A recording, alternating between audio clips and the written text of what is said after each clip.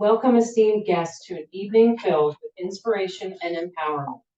We are delighted to bring together the leaders of prominent LGBTQ professional organizations for a dynamic panel discussion. Tonight, we will delve into the vital role played by out in finance, out professionals, out investors, and LGBT VC in fostering inclusivity and driving change. My name is Bernadette Murphy. I'm a managing director at CIBC's U.S. corporate banking here in New York. As an out employee here at CIBC, I'm personally excited for this evening's event. CIBC truly believes in the power of inclusion and strives to make banking accessible and welcoming for all. Our commitment to inclusive banking means that we provide services and support that cater to the diverse needs of our customers, whether it's through accessible branches, inclusive digital banking options, or personalized assistance. CIBC wants to ensure that everyone feels valued and supported. CIBC understands that creating an inclusive culture starts from within. That's why we invest in building the inclusive leadership capabilities of our team. CIBC encourages open communication, collaboration, and respect among employees, fostering an environment where everyone's unique perspectives are acknowledged and celebrated. Prepare to be inspired as we discover how these organizations ensure that LGBTQ voices are not only heard, but valued in workplaces and beyond. Get ready for an insightful and thought-provoking evening that will leave you with a renewed sense of pride and determination. Let's come together to celebrate diversity, champion inclusivity, and create a brighter future for all. Enjoy the event.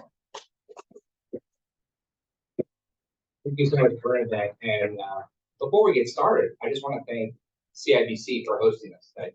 This beautiful space, and appreciate their generosity. So I'm John Bankhurst. I'm a board member of Out in Finance. I'm based in Chicago. When I'm not doing Out in Finance work, I am a business development director with Korn Ferry, the accounting and finance executive in professional practice as well. So I've been involved with Out in Finance for almost since the inception in 2019. And our co-founders came together recognizing that many members of the LGBTQ community in the finance community, financial services, didn't really have a place to network, to understand what policies their employers should have, or they work for small investment firms or asset managers that didn't have an employee resource group. And so our co-founders wanted to bring people together for discussion, for policy, for networking, and some fun too. And so I'm really proud to say that we're obviously here in New York. We've had events in San Francisco. We have an event very recently in Boston. I think it was our third event there. And certainly keeping the sphere alive in Chicago, and we look to expand even greater. And tonight's really special because we get to talk to folks in other organizations that I'll say play in a very similar space, but have a very more specific, or in the case of our professionals, our pros, a little bit broader niche, which I think complements the work that we do in Out in Finance really well. So I want to do a quick introduction. So if each of you could talk about who you are, what you do for your organization, and then if you have a day job, as well as share a bit about the organization that you're representing tonight. So Charlie, I'll start with you. Okay, thank you. So I'm Charlie Conard. I'm president of the board of directors of Out Professionals, based here in New York. And I'm also the founder of our new national network of chapters, which we really got going coming out of COVID. We tested it opening up in January 2020. 2 months later in Los Angeles, of course, went into lockdown just like New York.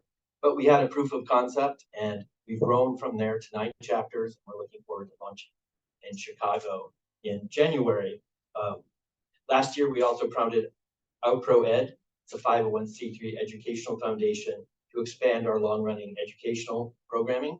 And we have monthly open coaching, webinars and seminars. And we also have a on-demand webinar library, most of it which was filmed today and also during COVID when we had bi-weekly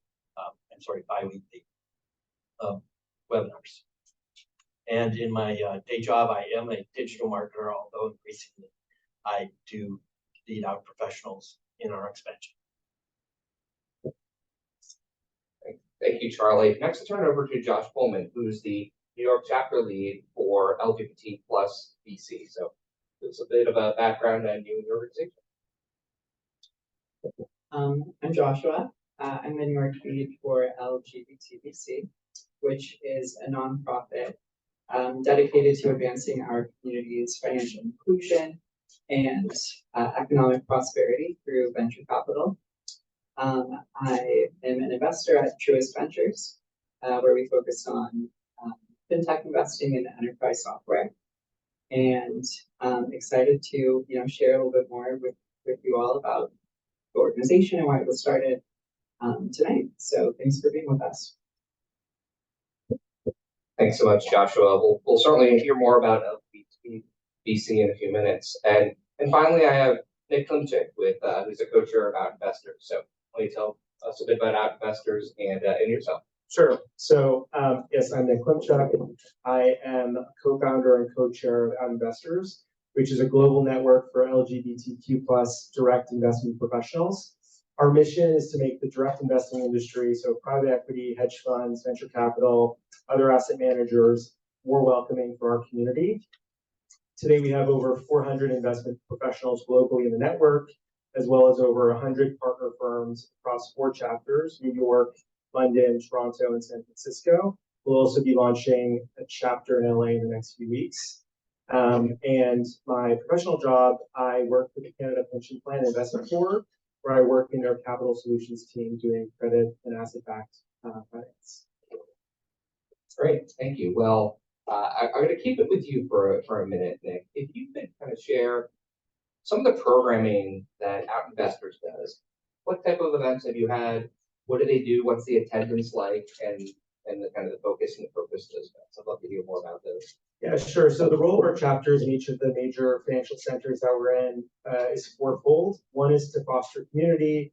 The other is to hold networking events, facilitate mentorship in the industry. And then the last one is to share best practices among firms in the direct investing field so that large asset managers and other direct investing shops can attract, retain, and develop LGBTQ plus talent. So some examples of events: we typically put on one quarterly networking event in our different chapters. We put on smaller, more intimate, small group dinners where we connect 4 to 8 people in direct investing, and they go out and have dinner together, which is a very different experience than some of these larger networking events, and it has had a lot of pull through because it's just a different way for people to connect. We also run mentorship programs where we connect junior investment professionals, senior investment professionals across the industry. And then the last one, again, is sharing best practices with things like how to start and run an employee resource group, what types of benefits you would like to provide as an asset manager to attract LGBTQ employees, and other things like ways to recruit LGBT plus talent. Great. So, Joshua, if you could talk about some of the events that you've had, the programming that you've had. I know obviously you're the New York chapter lead, but both in New York and other places. That's great to hear. So LGBT VC will do, I think, three main things. The first is that it works with youth and gives them really access to venture capital professionals. There's a program right now with the New York City mayor where kids in underserved communities are brought to different venture capital funds to just learn about what entrepreneurship means and how people can come with a deck and lead with a check to make a company with a difference. The second one is an annual summit, the first LGBTQ plus investor summit. Venture capitalists happened in New York earlier this summer. It was really great. There was a drag performer from RuPaul's who emceed the Venture Capital Summit, which was the first time I've seen anything like that at a VC summit. It was definitely a little bit more entertaining than a few others that I've been to. And then as the chapter lead for New York, we'll do small dinners, small group outings. I love art, that's a big passion of mine, so we'll go and do gallery nights or some studio visits we have planned for the group to get together talk about things that aren't venture capital, but with that group. So those are the three primary activities. Well, that's great. Joshua, I want to put you on the spot for a second. I know you have another nonprofit that you're very involved with in the art space. Can you talk a bit about that? As we've got to know each other, I really found that fascinating. So why don't you share with that, our audience? Sure.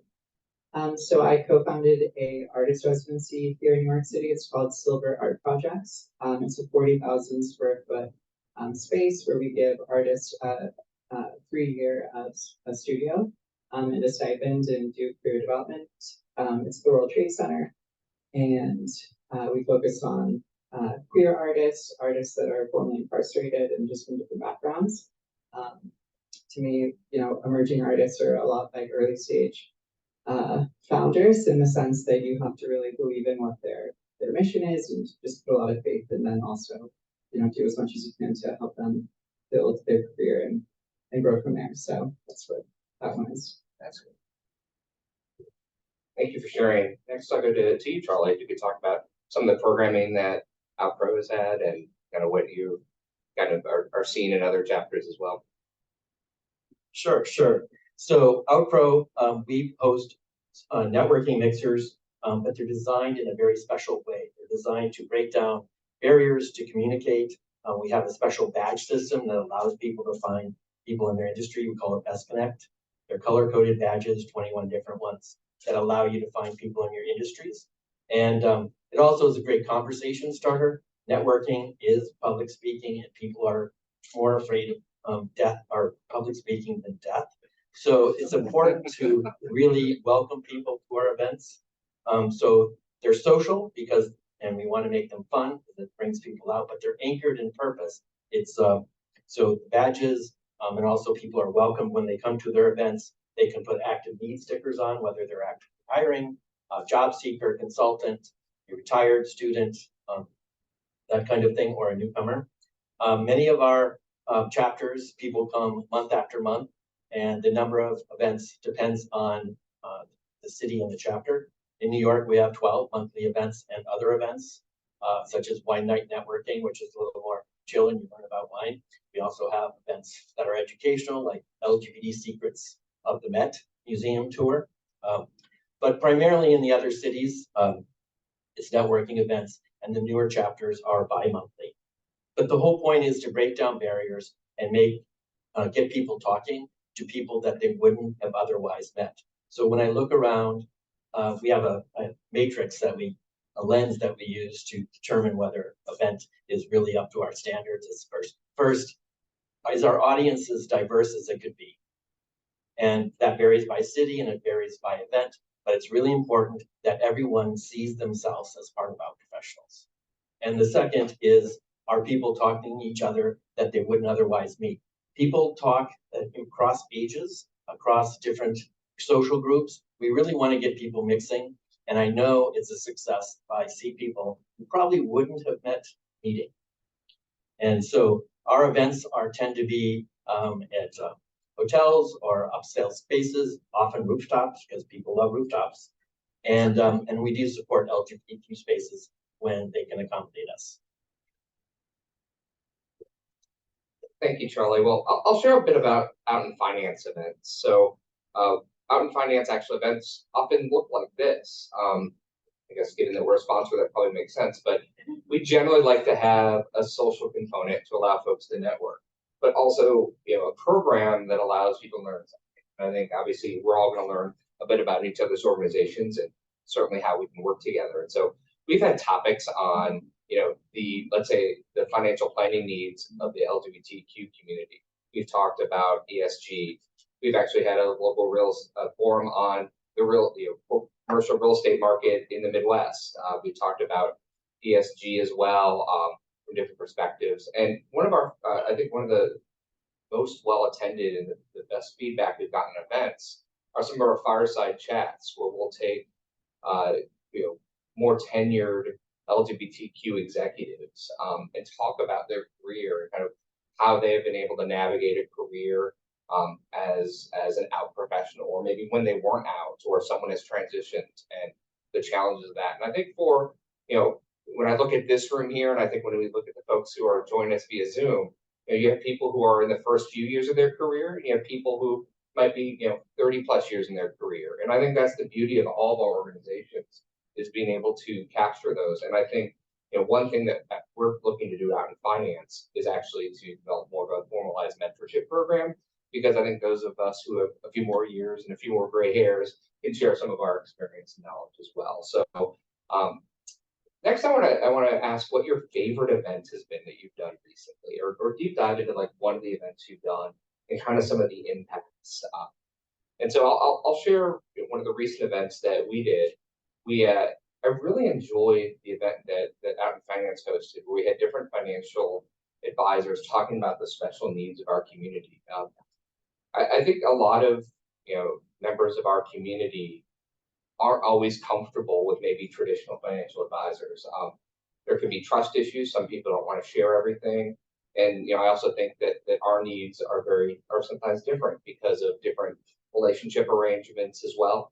And so I think finding people who you can talk to about that and understand some of those specific financial planning things, and it was really powerful. And I think I saw a lot of people realize the importance of this and things that people haven't even talked about, and realize what you need to plan for the future as well. So I'll turn it back to you, Charlie, if you could talk about an event that you've done and some of the impact that has had, and how that has kind of shaped maybe future events as well. Sure. So that's actually a challenging question, because they're all my favorite events in some ways. And we're always striving to do something unique and special, and that's better. So in New York, I would say one of my favorite was a tour on a reception at the Players Club on Gramercy Park. So it's a great opportunity to see a historic building and get a private tour, learn about their private club, and network. It also, when we have events at unique and special places, it tends to bring out more senior LGBTQ professionals, and those are the people that other people want to meet. So we really try to make them special. Like in Los Angeles or San Diego, we're often on a rooftop in Beverly Hills or downtown San Diego, and it does attract people. And that's part of the mix, is bringing people again together that wouldn't otherwise necessarily meet. And the magic is in the vibe of the room. It's kind of hard to explain. You have to attend an event, and it's something that we've developed over time. So OutPro is actually a very old organization. It's had a number of different iterations. One of the beauties is in the new chapters, they don't have the weight of history. They're encouraged to do something new. And they've innovated and created ways to work within their communities that's very special. So I would say one of the notable events outside of New York was we just had San Diego just had their first year anniversary. And so they become such an important part of the community that they received a proclamation from the mayor and the city council about Professionals Day in just 1 year. So it's extraordinary. The leaders and the volunteers have really run with it and created a model that adapted it, that we're actually applying in other places. And as a leader, it's been beautiful to see other people bring their ideas forward and make the concept better. And in that way, we kind of look at the national network of the new chapters as a startup. So we're always trying new things. And that's really been a joy to me, that we can evolve the organization and do things better and better. Thank you, Charlie. Joshua, how about you? What are maybe one of your favorite events? I think the summit that I mentioned was definitely a great one, but I already talked about it, so I'll choose a different one to tell you guys about, which was a few weeks ago during New York City Tech Week, which is a week of like VC events that Andreessen Horowitz usually organizes. And LGBT VC did a coming out monologues event where people got on stage and got to tell the story of their coming out. I think that it's particularly relevant to venture capital because a lot of founders don't typically share that they're gay or a part of the LGBTQ plus community when they're fundraising, for fear of adding any additional risk to them receiving capital from different VCs. So It was particularly, great to see people get on stage and share their stories. Some were, interesting or funny, and some were, really not. But I think that it was just great to have the full range. So that was a great one. And is that like a good one? Or do you Yeah, wanna do that's another great. one? No, thank you. No, that's great. Big time, Joshua. It's Nick, how about you? Talk about us about an event that really sticks out in your mind. Yeah, so this time last year, we put on our quarterly networking event here in New York. It was sponsored by Blackstone and Aries.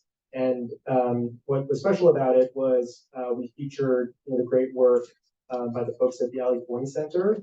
So it was a nice way to not just connect and have a networking event, but really highlight the great work that's being done to support people who are not as privileged as we are in our city and give back, especially for an audience, like this room tonight, or people who are in things like private equity or hedge funds. So I feel like there was a lot more impact than just that networking event that night. That sounds like a great event. So why is it important to bring the LGBTQ plus community together? Do you think there's not the opportunities for us to connect? So, and Nick, I'll have you continue. Kind of, why do you think that's important for us?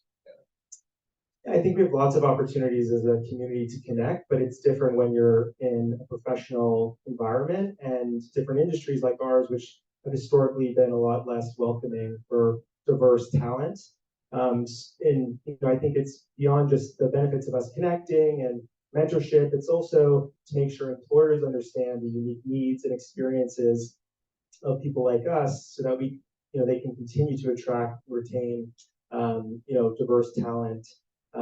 So I think there's lots of ways for us to connect, but there's a lot of incremental value to have these targeted, focused networks to bring people together, whether it's in finance or asset management or direct investing. Okay, thanks. Joshua, do you want anything to add to that about why we should bring the community together? I'm sure. Well, I think that when it comes to the goal of LGBT VC, which is to inspire prosperity for the community, the whole idea of helping younger folks break into venture capital, I think is really important because it's really challenging when you're looking for a mentor or anything like that. So having a good base of people to ask for advice and navigate it is super helpful and it's kind of the goal. That's great. One thing that we have seen through our work out in finance is that, well, I think hopefully most people, especially in the cities where I think we generally have participants, may not fear for losing their job because they're a member of the LGBTQ community. There is a rainbow ceiling for some people, and that I think understanding how to navigate that, while you may have a job, how do you get to that managing director, executive director, VP, or C level? And I think that organizations like Out in Finance, I think the other organizations represented here, I think hearing the stories and being able to hear about the paths that people have had to overcome is really important. It kind of takes it to that next level, and then being able to build those connections, and maybe someone works for a similar organization or maybe the same organization and kind of understand how to navigate the kind of internal bureaucracy or kind of position themselves for long-term success as well. And Charlie, I'll ask you kind of, why do you think it's important? I know you're a little bit more broad with Outpro, but what do you see as the value for bringing our community together? Well, we see our role as helping people achieve their best selves, and that's something that by bringing them together in camaraderie, it's very important for the community, as well as making the networking connections amongst themselves, and also increasingly bringing corporations to our events. We have very motivated, community conscious individuals who are positive and make contributions to their community. They make really good employees. And so kind of making that connection, I have a lot of respect for I'd like to call them the pioneers that founded Outpro in 1983. It was a closet organization. We networked amongst ourselves in secret, largely because you could be easily fired for being LGBTQ in even industries where there are a lot of us.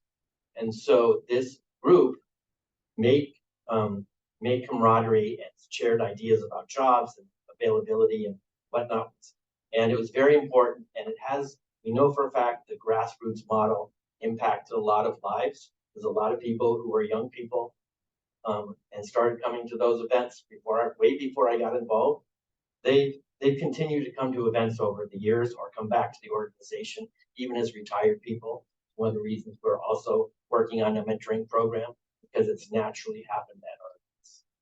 So if you look at history, one of the things I actually kind of feel we're going into a second golden age of LGBTQ organizations.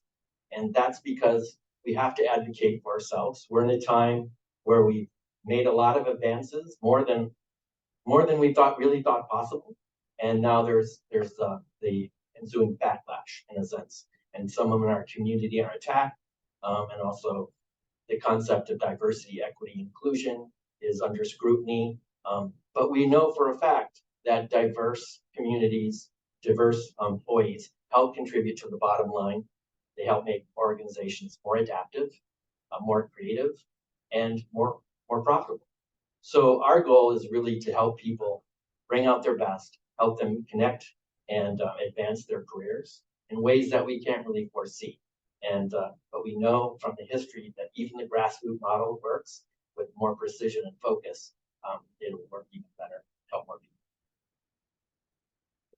It's pretty amazing to see the progress that is made over the last 4 decades. 37 years ago, when Outpro was founded, that the original founders knew that today you'd be sitting a panel in front of a room of 75 plus people, plus another 20 online at one of the largest banks, and that it's okay to talk about. I feel like that's really a wonderful kind of milestone to think about.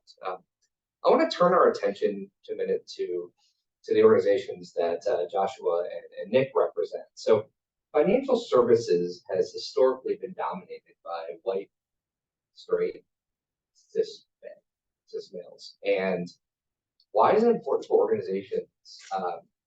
your organizations to focus on the private and venture capital space? So I'll start with you, Nick, kind of how you see that evolving in your role. Yeah, I think that it sort of speaks to the opportunity that we saw in starting out investors. There's been a lot of progress in areas like law and general financial services over the past few decades. And yet within investing, private equity, hedge funds, the level of representation and involvement of LGBTQ and other diverse talent is still pretty far advanced. And it's that old boys club mentality that has sort of been perpetuated over the years, even though I'd say being at a big pension fund or asset manager is very different than the Wolf of Wall Street. Unfortunately, like, we have a branding problem, and young, talented LGBTQ potential professionals one day, like, they self-select out of these career paths at a very young age because they don't think they fit in our industry.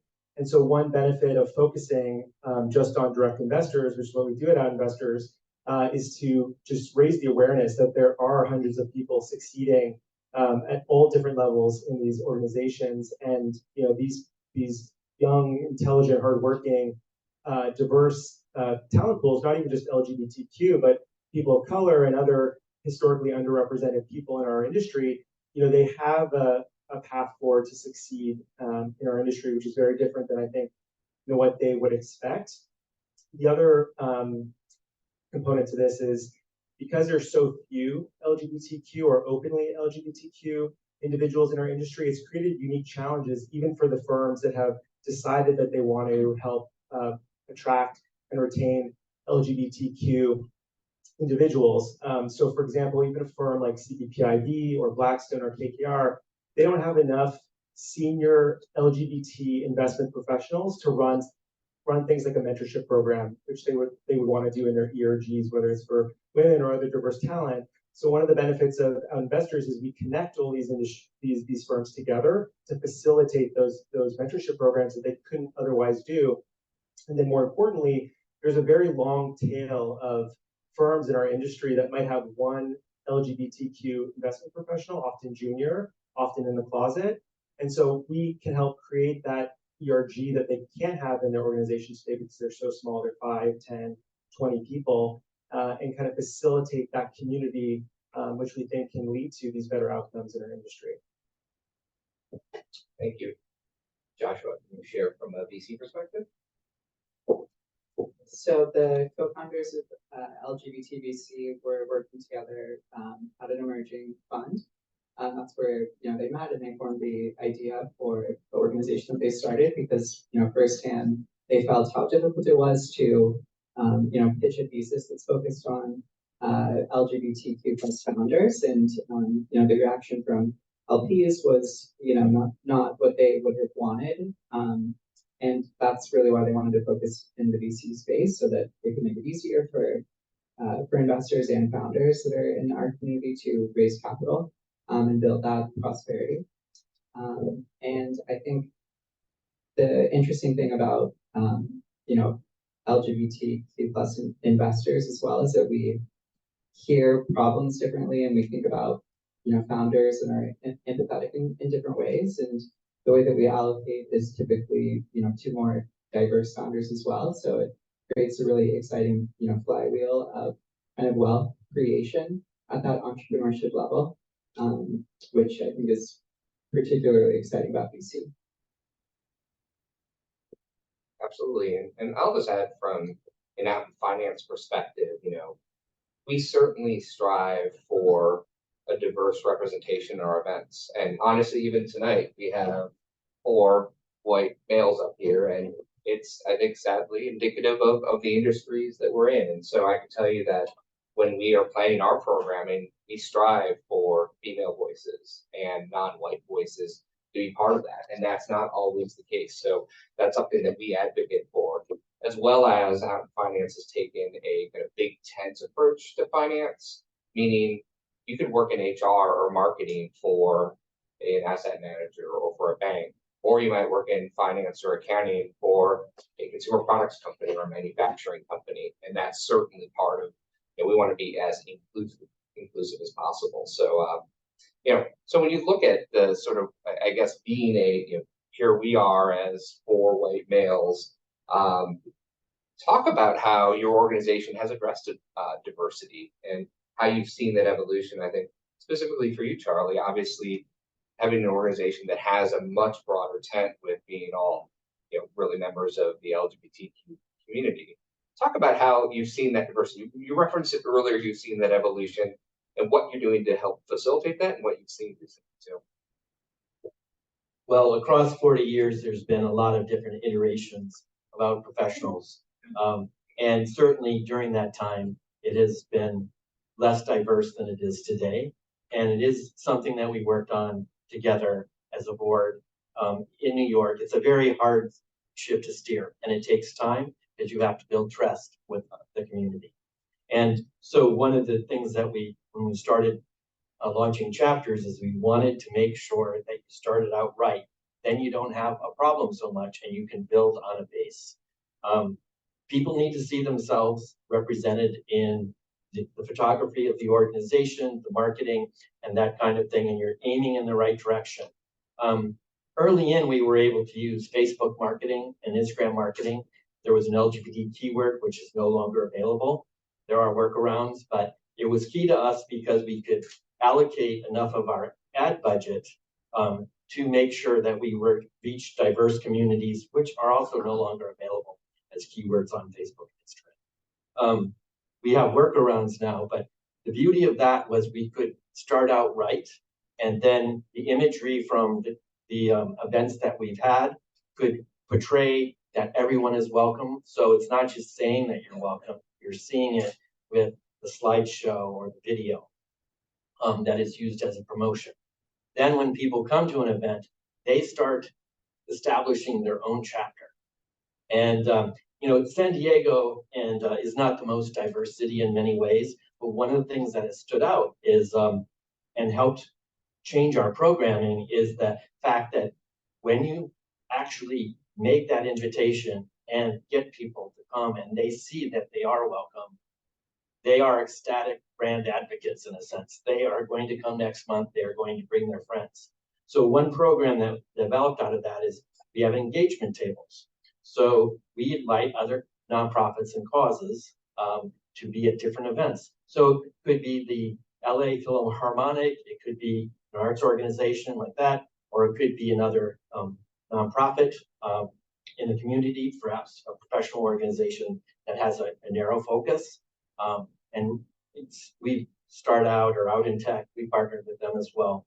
So the important thing is that someone comes, they represent the organization, they bring new people. And again, it helps expand our diversity and grow our membership.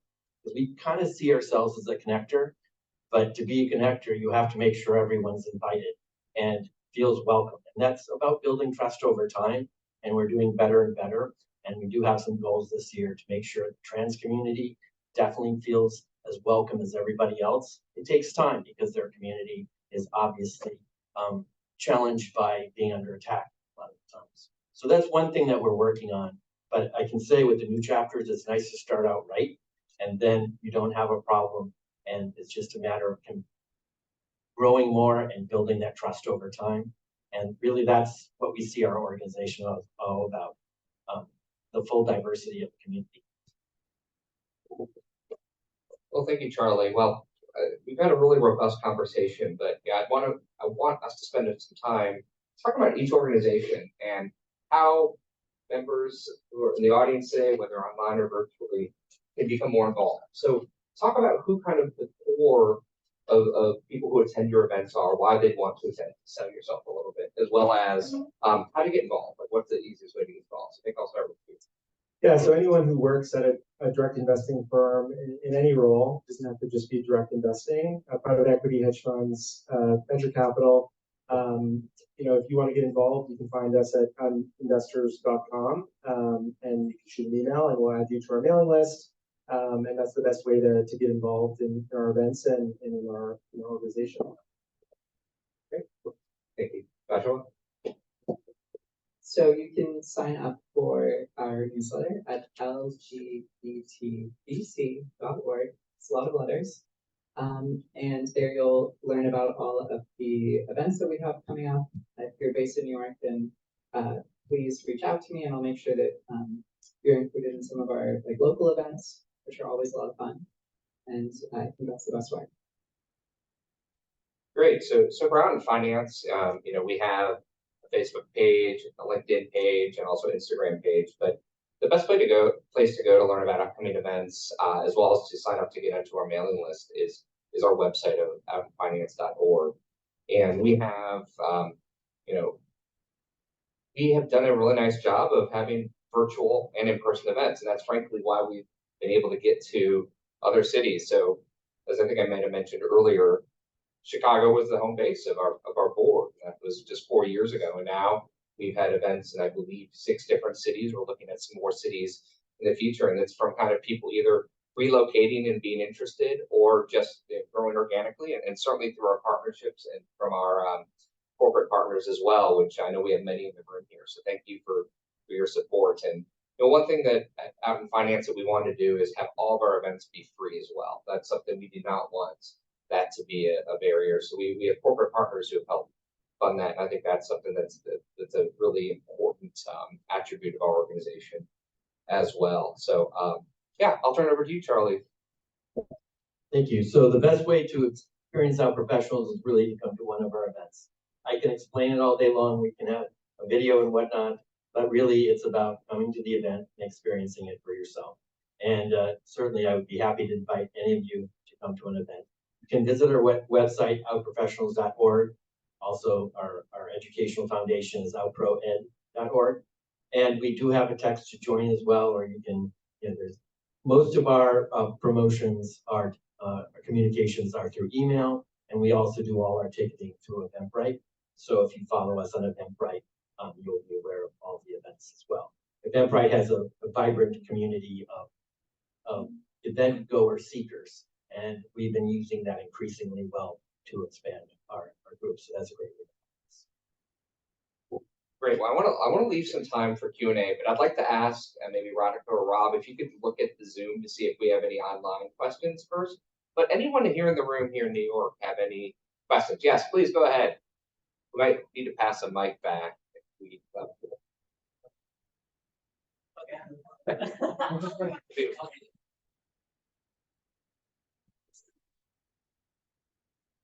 Thank you so much. Yeah, thank you for inviting me the third time. And I'm an MBA student, full-time MBA student from Baruch College. And I'm the president of the LGBTQ club in Baruch College for graduates. And I was having a panel discussion a few minutes ago also, and I want to ask you the same question that last year there was a controversy. I'm from Mexico. There was a controversy about the pride in Mexico City that all these brands were in the parade, like Colgate, Procter & Gamble, and all the brands. And there was a controversy because people say, why in what moment these brands create a marketing parade in our event? So I come from the chemical engineering. I'm chemical engineer, and I want to pivot into finance or consulting. And I want to know from you how to identify a company that is this LGBTQ and DEI is really embedded in their values, in their core, in their leadership. So how to identify these companies that I can say, I want to be that company, and this is really an honest and authentic company that is really happy embedded this LGBTQ,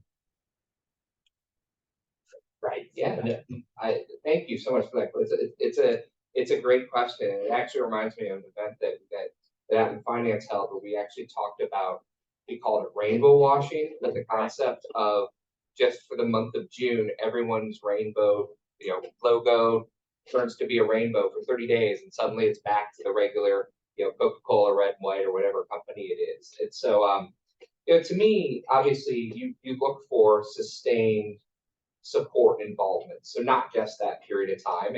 And one place to look, if you're not familiar with it, is actually the Human Rights Campaign Index. So they evaluate many organizations. Now that's often for companies of a certain size. So smaller organizations could be a challenge for that, but they have some really strong criteria for benefits, for support of employees, for hiring decisions, political contributions, and you could see just how important that is, and how committed an organization is by that score. Many of those large companies do score 100%. You could also, I think, talking to employees, do they have a public employee resource group in trying to locate employees? So I'll turn it over to anyone else in the panel who'd like to respond. Charlie?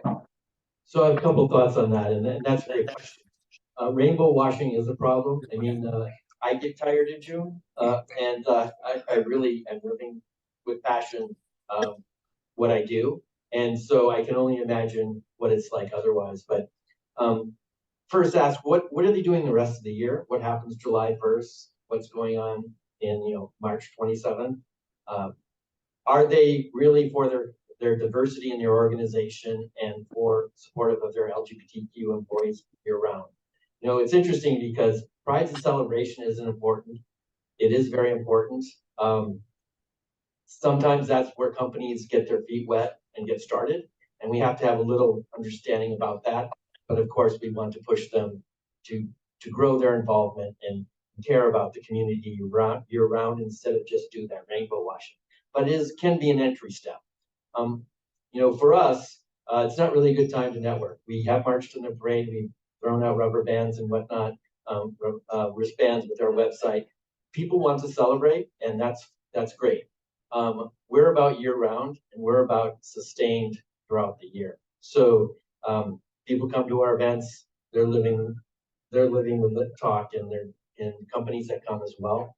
And so that's important. What are they doing year round? And because June is important, but we are LGBTQ all year round. Thank you, Charlie. Great. Any other questions? That was a great question. Really relevant to I think what we all feel and experience. Well, if not, I have a few wrap-up thoughts. Oh, one more. Yeah, Okay, there's great. one from Oh, Zoom. sure. Yes, go ahead. You have touched on expansion efforts. in your opinion, what are the places you think will be most benefited by your organization's establishing a presence there? Well, I'll let Nick and Josh will start with that if you'd like. Well, I guess expanding the efforts in venture capital is how LGBT VC intends to grow. It's a pretty new organization. It just started earlier this year and has already had a tremendous impact and brought a lot of great connectivity. So more of that to come. Yeah, I think I would agree. We're only in 100, mostly large firms, and we're volunteer-run organizations. So I think there's a lot of room to expand. But one area that we batted around, which would be interesting, is focusing further down that funnel, reaching out to these individuals in high school or university to get them more excited about a future and direct investing. So I think we can have a huge impact there by just raising this profile and changing this negative brand that we often have in finance and direct investment. Great. Thank you for that. I think from an out in finance perspective, we look for corporate partners. Frankly, our corporate partners have helped determine where we want to be by their support where they have employees. So we've had corporate partners who may have an office in, let's say, Chicago, but a much more significant presence in Boston or New York. We also, kind of know where concentrations of employees are. And we want to make sure it's supported too. And so where we have interest in that. So, you could argue that some small markets might need that, but we're all a volunteer organization as well. So making sure we have the right support network in place as well. So how about you, Charlie, for professionals? Well, since we're cross-industry, we believe we could expand to many more cities. And the way those cities are selected are basically where we have committed volunteers to help start the chapter as well as resources. Having an event is just the beginning of an adventure. Building a chapter takes time. There's the excitement of the first event, then there's the sophomore event. And you really have to kind of support that chapter throughout its growth period till it gets really established and the word of mouth and the passion gets going. So we kind of see ourselves, that's how we select cities. It's interesting because with the volunteer model, it's a little bit challenging, and we're largely like 90% volunteer as well. But you can't really expand to many cities without some sort of financial support and resources. It tends, we had a few starts over the years and they tend to fizzle out because people who are leading those efforts, they have primary responsibilities in their own personal lives. So it's important that you have people that are committed, because nothing's more challenging than when you lose a leader. It's a very good leader because perhaps they have too much to do. So you want to make sure that these chapters or cities are well supported so that they can truly blossom and then become self-operating over time. Great, thank you very much. Any other questions? Well, if not, I have a few closing remarks, and we can certainly spend some time here in New York with networking, socializing, and enjoying some of the food and drink as well. But I want to thank our panel for your time and sharing your insights. I certainly also want to thank CIBC, which is one of our over 50 corporate partners, for hosting this event in their beautiful space, and certainly for their support of the LGBTQ+ community. Our next Out in Finance event is actually next week, taking place in Chicago, but we also have an online component, and that's kind of one of our expansion methods, is to make sure any people around the world can watch our events. So if you're on our mailing list, details will be emailed to you early next week. And finally, events like this can only happen through the support of a group of engaged volunteers. If you're interested in volunteering for Out in Finance, please find me or one of our other Out in Finance volunteers. And thank you again. We look forward to seeing you again at an upcoming event. Thank you, everyone.